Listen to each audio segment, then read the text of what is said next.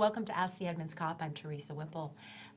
Good morning, Sergeant Shane Hawley. Good morning. How are you? Good.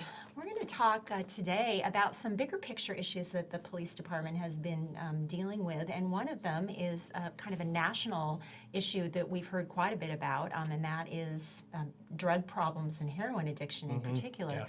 Yeah. You know, I think a lot of us in Edmonds think that that doesn't touch us, but and I was quite shocked to see the photo that had recently been circulated, not from Edmonds, of course, it was from Ohio, but of this couple that had actually been found overdosing with their toddler in the back seat.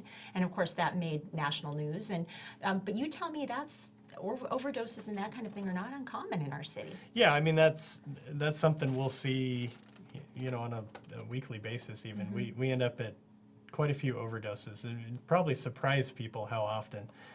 But you know, heroin is here. It's in Edmonds, and we're not just talking the motels people associate it with up on the highway. Right. You know, it's in homes. People from all walks of life end up with drug addictions. Right. And I mean, I can tell you, I've been to just not only the motels, but private residences, people overdosing in cars, in public parking lots, in bathrooms, all over the place. So it's here, and it's something we have to deal with. Okay. Well, so talk about some of the new strategies that police are employing to deal with this. Well, you've probably seen nationwide, and Seattle's been running a lot of stories on this, and that is the use of Naloxone. Right. And it goes by Narcan. You know, we've called it Narcan for a long time, but when I started looking into it, I guess that's really a brand name. There's several of them out there. Okay. And this has been around for a while. It was actually approved in like the 70s by the FDA. But in 2014, it was approved as a private use drug.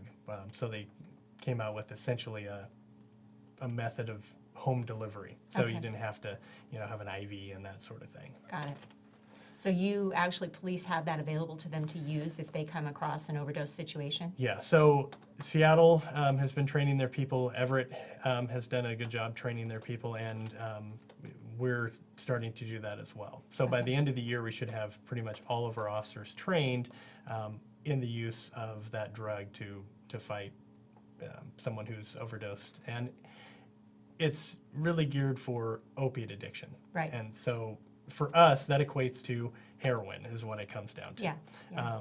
It will counteract other drugs, but if somebody's overdosed on an opiate, and we'll just use heroin, it may seem like they are dead for all intents and purposes. But after a few minutes of the drug taking effect, it counteracts that overdose and they basically come back to life. It's kind of miraculous. Wow, wow. So the training involves kind of detecting the signs of when it's appropriate to use it and that kind of thing? It does, and the thing is, there's no real negative side effects to it. Okay. So even if, let's say, they were having a heart attack, right, but it looks like the same sort of symptoms, we can still go ahead and let's say the officer uses it because there might be some symptoms. Turns out they're not. Right.